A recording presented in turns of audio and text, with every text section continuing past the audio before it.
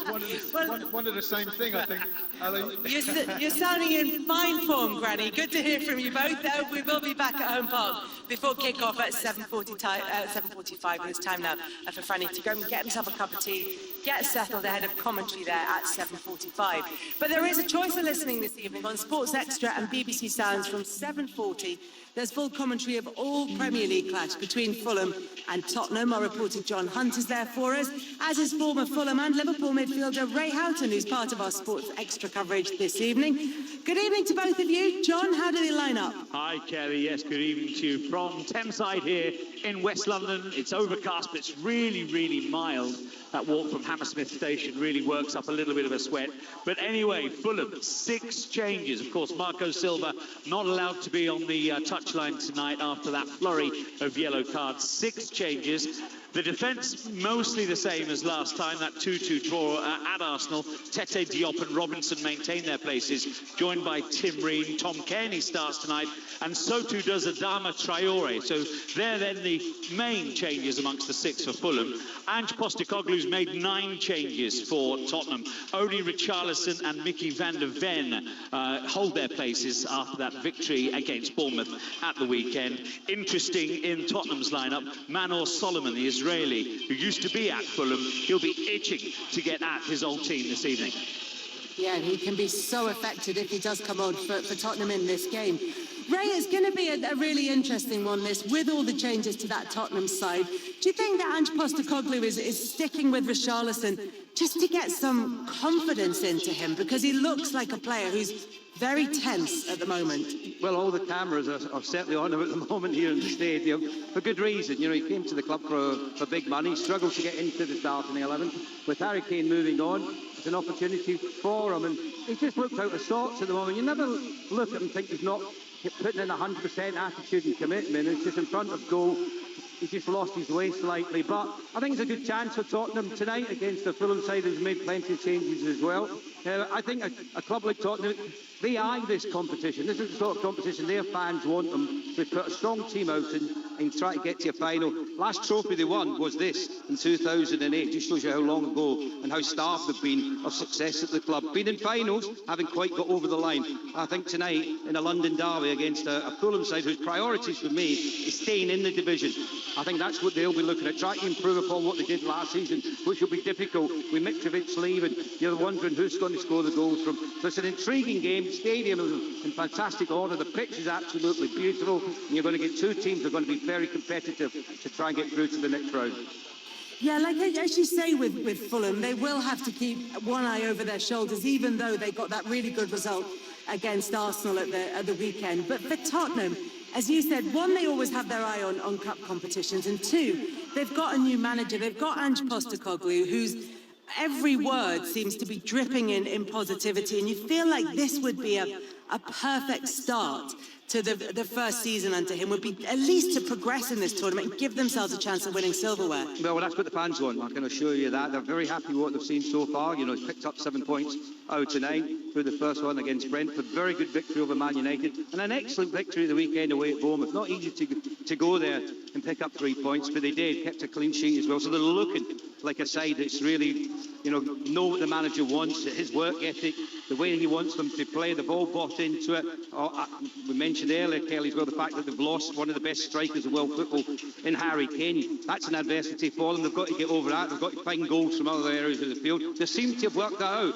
6 goals in the 3 games that they've played so far would suggest that. I'm just watching them warm up at the moment on the pitch. There's a focus about them, there's a desire about them, and I think this could be a big season. There was question marks about Ange when he first came in because he was managing up at Celtic. But if you looked at the job that he did there, he's a manager that's very progressive. He likes to get his players up the field where they can, contain the ball, get into good areas, get crosses into the box, and get men running from midfield to score goals as well. And you can see that by the personnel that have scored so far for him. Full-backs have joined in the scoring. Romero scored from centre defence as well. So I think there's a different type of Tottenham without Harry Kane. You're going to see more goals from a variety of players.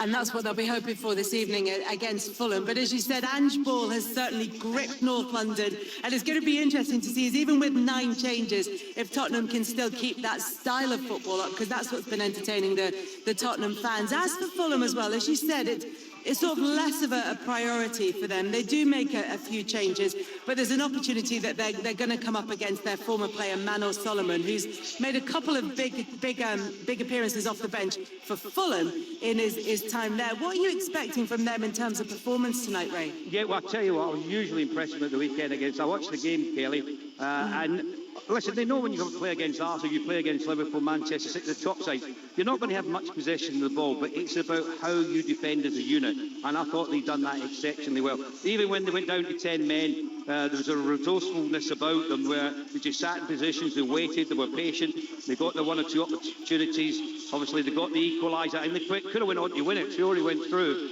And he just tried to, stab it beyond the goalkeeper and the keeper made a good save to keep it 2-2. So I think there's a different mentality about Fulham. Obviously, coming back to the old club, I'm really looking forward to see how they play. I think when you've got Adama Fiore up front, he's going to cause problems because he's blistering pace in running in behind will pose problems for most defences.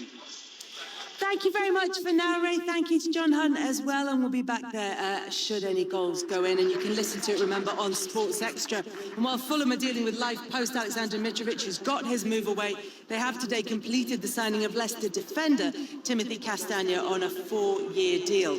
Let's take a look around the other key matches this evening. We'll head to South Wales now and to Rodney Parade, which has seen its fair share of cup upsets. Newport County tonight welcome Premier League side Brentford, and Chris Coles is there for us. Hi, Chris. Hello, Kelly. Yes, let me bring you the last line of the match preview on Newport's club website. We're Newport County, and giant killing is what we do. The likes of Leeds, Leicester, Brighton know that only too well. Just 3 of the 7 high-profile casualties felled at this historic old ground in the last 10 years. If they're to add Brentford to that list, though, they'll have to do it without top scorer Will Evans. 7 goals already, but not in the squad. One of 5 Newport changes. Brentford have enjoyed life in this competition recently. A semi-final and a quarter-final in the last 2 seasons. A solid start in the Premier League, but a team sheet showing 9 changes. Only Vitali Janelt and Kevin Schade survived from their weekend draw with Crystal Palace. Chris, thank you very much. Let's stay in South Wales, head a little bit further west to Championship side Swansea. They host Bournemouth of the Premier League. Aaron Paul is at this one for us. Hi, Aaron. Hi, Kelly. We're about to watch 2 sides who haven't won a game in their respective divisions yet this season, but there are 12 changes across the lineups here in South Wales. The home side make 5. Joe Allen, Josh Ginnerly, Carl Norton and Ollie Cooper offer experience for Michael Duff. Goalkeeper Andre Radu makes his Bournemouth debut as part of 7 changes for the Cherries, with a first start of the season handed to Kiefer Moore in attack. Aaron, thank you very much. That one kicks off at 7:30, so 15 minutes before our live commentary match starts on 5 Live and on Sports Extra. Wolves got their first Premier League win of the season at the weekend. They're hoping to continue in the same vein as they welcome League One Blackpool at Molineux Forest this evening. Charlie Slater. They are, Kelly. A chance for a first home win under new manager Gary O'Neill tonight, but what he doesn't need are more off-the-field distractions. Goodness knows Wolves have had enough of those this summer, but that's what he's got. Mateus Nunes, the latest to look for the Molineux exit after refusing to train. No surprise, he's not involved tonight as O'Neill makes 9 changes for the visit of Blackpool, handing Saturday's goal hero Sasha Kalajdzic a first start of the season. Blackpool's unbeaten return to League One came crashing down at the weekend. They make 7 changes. Victory would see them progress to the 3rd round for only the 2nd time in 14 years.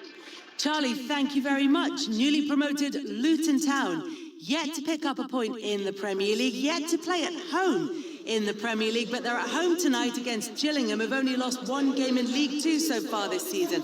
Keeping us across all the action from Kenilworth Road, John Southall. Yes, welcome to the new Kenilworth Road, Kelly. August the 29th, and they finally have their first home game of the season.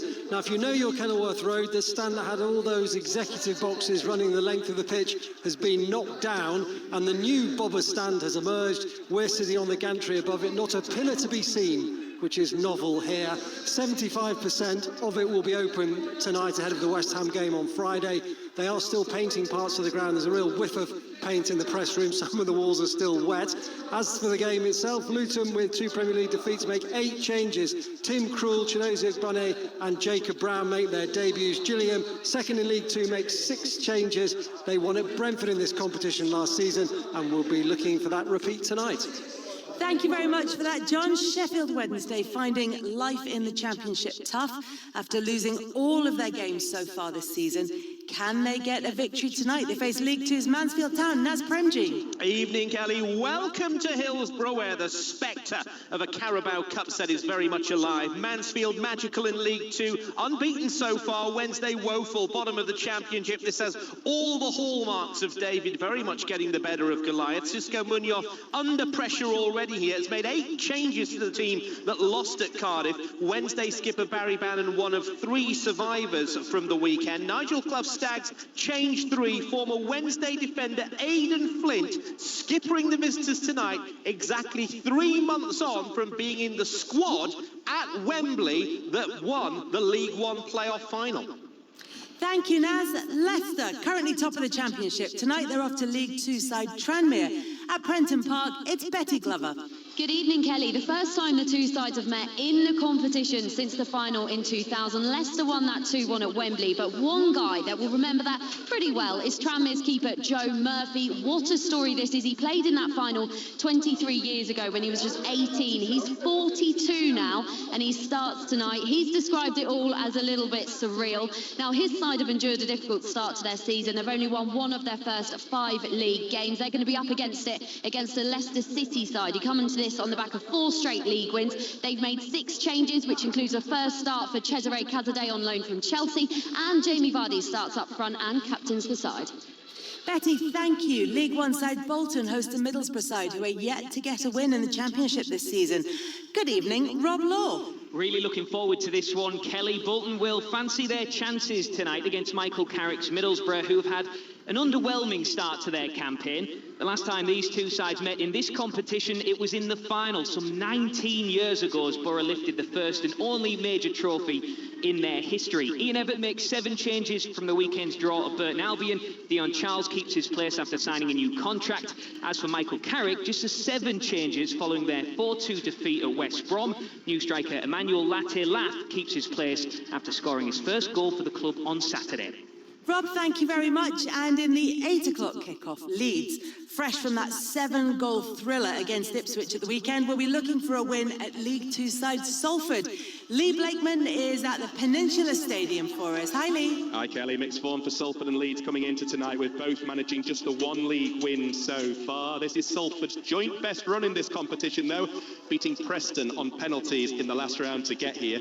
The only other time they've made the second round, they lost 3-0 at Everton. 3 changes for them tonight from the defeat at Accrington. Leeds came from behind to squeeze past Shrewsbury in round 1. They showed character to win at Ipswich on Saturday, but it was a case of draws and a defeat before that.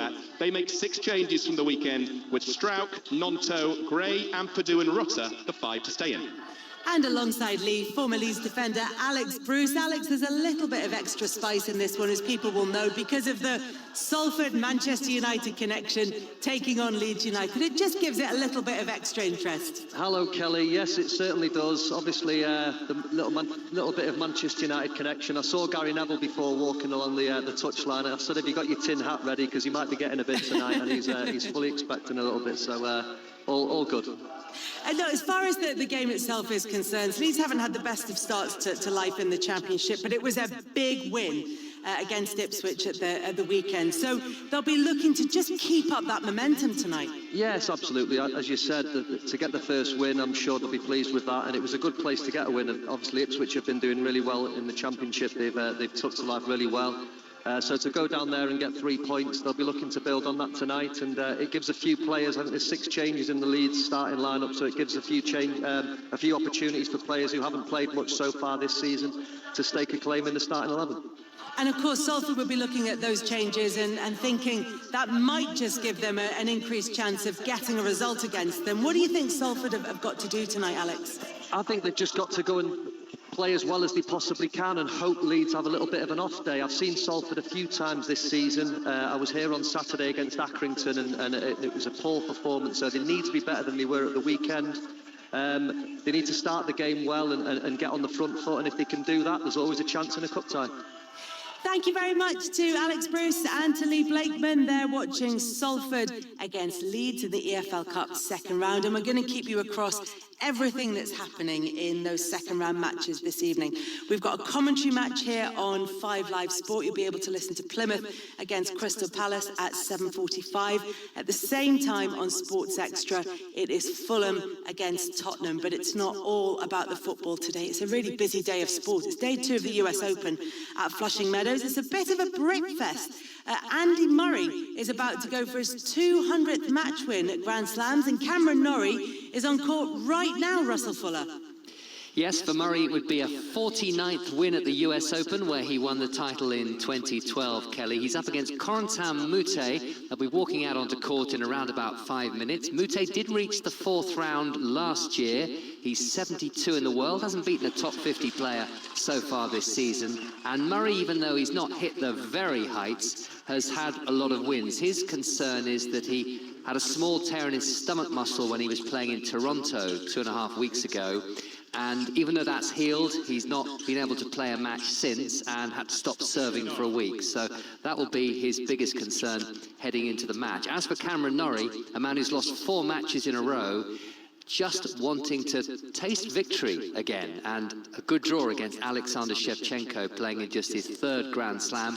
And Norrie is completely in control at the moment on court 11. He's won the first 2 sets, 6-3, 6-2, and he has the break in the 3rd as well, leading by 3 games to 1 and seemingly coasting to the 2nd round.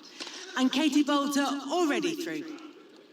Yes, a very good win for her, and her first one in the main draw of the US Open. Her ranking is up to 61 now, that as a result of playing so well on the grass, winning her first WTA title at Nottingham, reaching the 3rd round of Wimbledon. And she beat Diane Parry of France, who's 20 places below her in the rankings, 6-4, 6-love, and may get a shot at another French player in the 2nd round, the top 10 player Caroline Garcia, who has been in very indifferent form recently, and in fact finds herself a breakdown in the first set of her first round match, so it may not quite work out as we anticipate. And as we said, it is a very busy day for the Brits. What can you tell us about the rest? Yes, so Lily Miyazaki, the qualifier, went through yesterday, and there are 3 other British players who will take to the courts within the next few hours. There was a threat of rain when the forecast was first issued a couple of days ago. That seems to have disappeared, or at least lessened, so every chance these matches will be completed today. Jack Draper, who has had problems with a left shoulder injury, that's his serving arm, since the French Open. He's missed a lot of time. Thinks he's fit to play. He'll be up against Radu Albot of Moldova. And then, probably latest of all, coming onto court for Britain, Dan Evans, who won the Washington title a few weeks ago against Daniel Galan of Colombia, and Jodie Burridge, who's the other woman who got direct entry into the main draw from a British perspective. She's got probably the toughest match of all of the British players today on paper. She's up against the world number 38, Anna Blinkova. And then as we head into the night session, Russell, we've got Carlos Alcaraz and at 43, Venus Williams in action.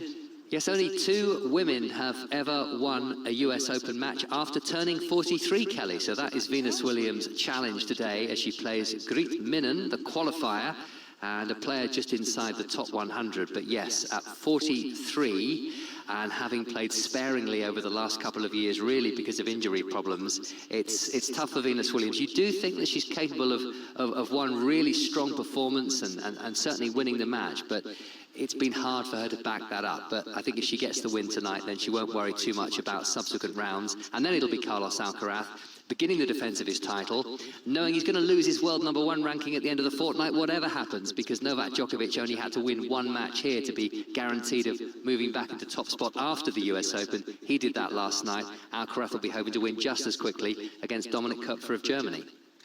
Russell Fuller, for now, thank you very much as the US Open continues at Flushing Meadows.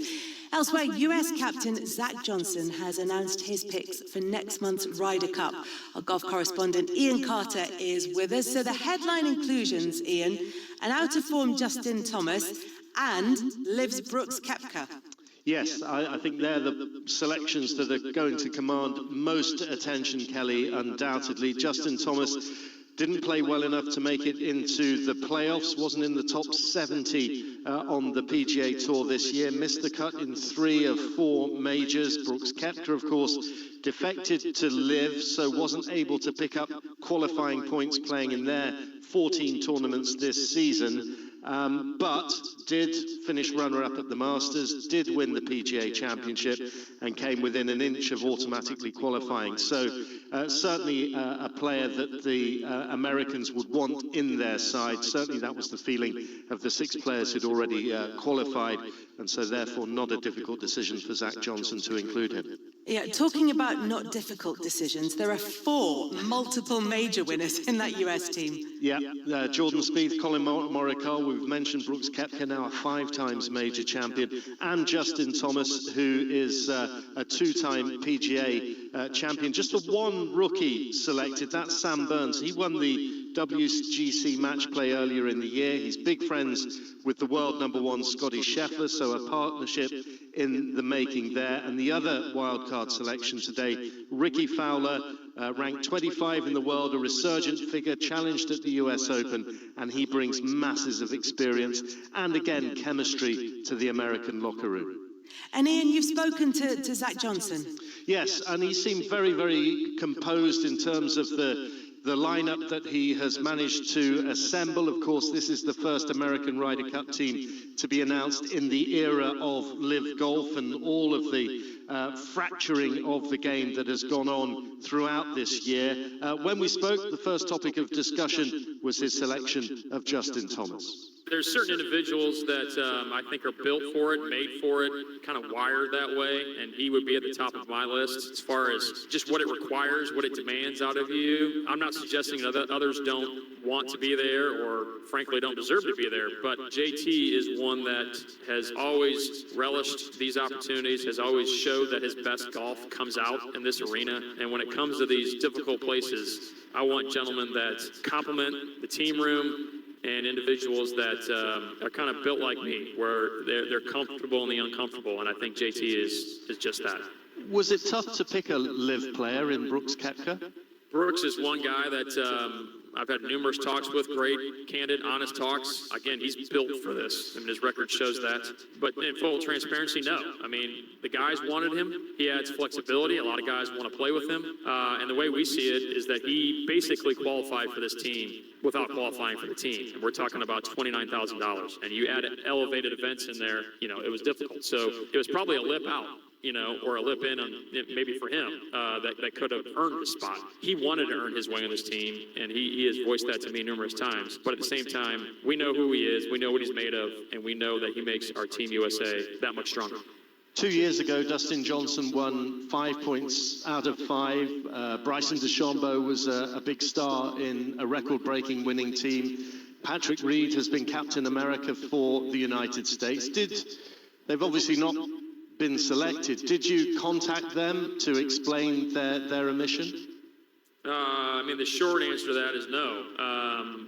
I went down the list. I mean, we've got guys that play in the PGA Tour, guys that play in the majors, and a lot of those gentlemen are able to play in the majors, and that's their way to garner points based on decisions they made. Brooks Koepka earned his way into this team the way we see it. You know, the bottom line is I went down that list. That's with the point system that we enacted way back when. That's how it works. You earn your way onto this team via money on the PGA Tour and in major championships. US Ryder Cup captain Zach Johnson there talking to Ian Carter. Ian, because of the record that the US team have when they're playing in Europe, does it make it even tougher for the rookies in their team? Potentially, Kelly. It's 30 years since the United States has won an away match in the Ryder Cup. So they are due. They haven't travelled well, that goes without saying. But when you take someone like Brian Harman, and remember the way that he won the Open Championship, with some pretty hostile activity from the crowd at Royal Liverpool, it has to be said. You wouldn't have too many doubts about him. He's one of the 4 rookies. Wyndham Clark won the US Open in fine style. Max Homer is a proven force as well, and we've spoken about Sam Burns. So they're the 4 newcomers in the American side. For me, it looks a very well-balanced American team, and I think that Zach Johnson has very much taken a leaf out of the European book by concentrating very hard on the chemistry of the team room and not just going down the rankings and saying, right, I'm picking the 12 best players according to the rankings. And of course, we don't really know know the European team just yet. Luke Donald announces his a bit later on, and they've got one final opportunity this weekend. That's right. So the rank and file European Tour players are in Switzerland this week in Crans-sur-Sierre, the final qualifying event. We know 4 certainties for the team: Rory McIlroy, John Rahm, Tyrrell Hatton and Victor Hovland. I think it would be a huge surprise if Tommy Fleetwood, Matt Fitzpatrick, Shane Lowry and Justin Rose aren't added to those 4. And then there's a scramble, really, to get the eye of the captain. Bob McIntyre's in a qualifying position at the moment. Adrian Meronk won the Italian Open at Rome, where the Ryder Cup is going to be played. Victor Perez has impressed, Yannick Paul as well. There are any number of players who could catch the eye. Ludwig Aberg, the highly promising Swede, a rookie on tour at the moment. He is another who is under consideration. So it's going to be fascinating. And of course, we'll have news of those selections next Monday when Luke Donald makes his team known. Ian, thank you very much. And live commentary of the Ryder Cup from Rome on 5 Live Sport and BBC Sounds comes at the end of the month. The week before the Ryder Cup is the Solheim Cup, and we will bring you that from Spain as well. In today's other sports headlines, Virgil van Dijk has been charged by the Football Association for acting in an improper manner after being sent off in Liverpool's win over Newcastle. The Liverpool captain was shown a straight red card for fouling Newcastle's Alexander Isak, and then the defender appeared to argue with referee John Brooks while the incident was reviewed by VAR. Everton have signed Portuguese striker Beto from Italian side Udinese for a fee that could rise to £30 million. 25-year-old signed a 4-year contract at Goodison Park and is their 5th signing of the summer. Chelsea striker Romelu Lukaku is set to join Serie A side Roma on a season-long loan. He'll be reunited with his former boss, Jose Mourinho, who he was with at Manchester United. And Wolves midfielder Matheus Nunes will be fined after missing training in an effort to secure a move to Manchester City. The Premier League leaders had a £47 million bid turned down last week, but Wolves are expecting an improved offer before Friday night's transfer deadline. Back to the EFL Cup second-round matches, which are taking place this evening. We have 2 commentaries. First of all, we've got Fulham against Tottenham on Sports Extra, and then it's Plymouth against Crystal Palace here on 5 Live Sport.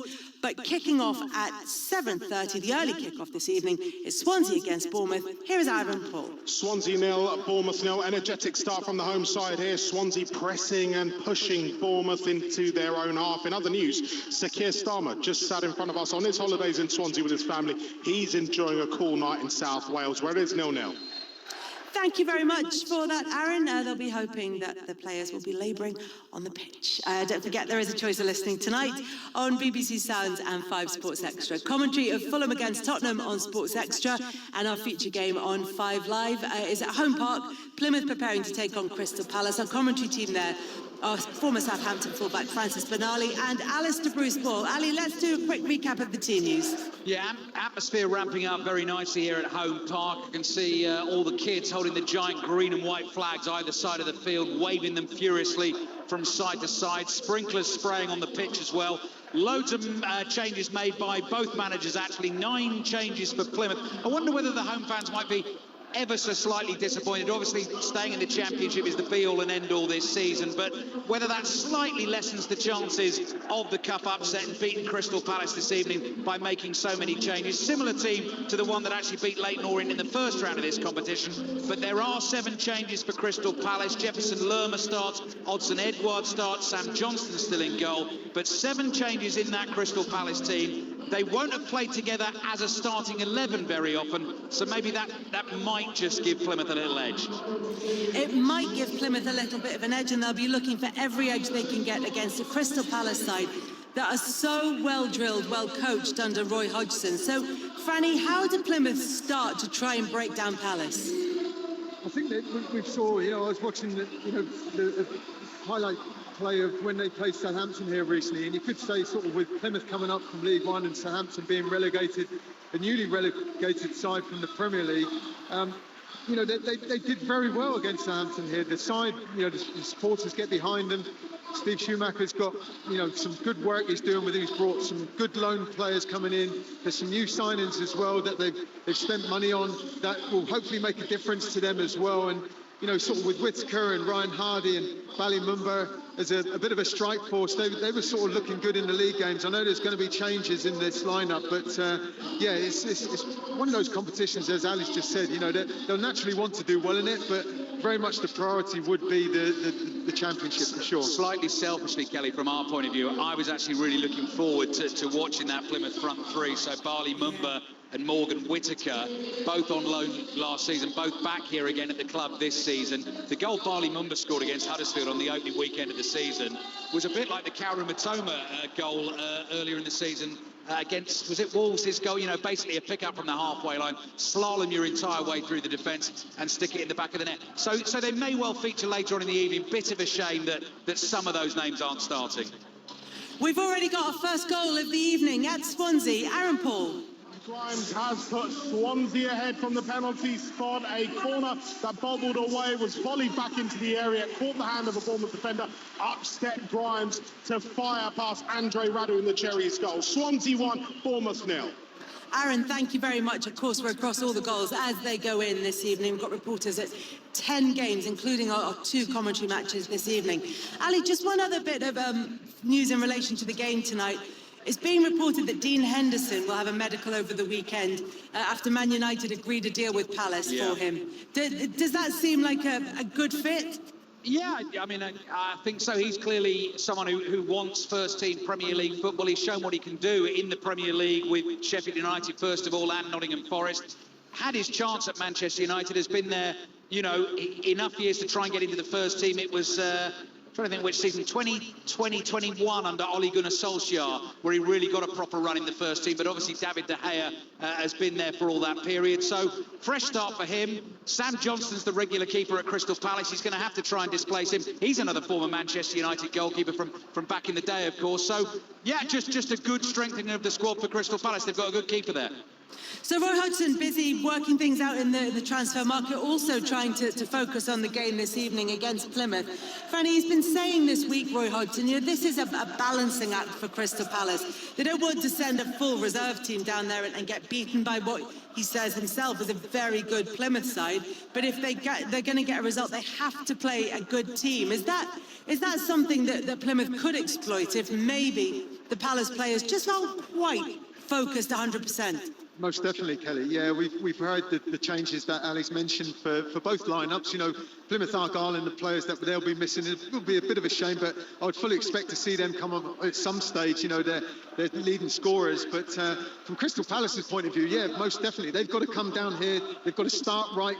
Sometimes in a game of football, we find it so difficult. If you don't almost go through the gears and sort of like start properly, it's so much harder to then try and shift that momentum of the game back in your favour if you're not right on it from the beginning. So yeah, this can be a very difficult place to come and play for sides. So I'm fascinated to see how they will start off, given, as you said, Kelly, that Roy Hodgson has said himself, this is a difficult place to come, and the players that he's going to pick tonight have almost got to earn that place in the side. They're not going to be just given it.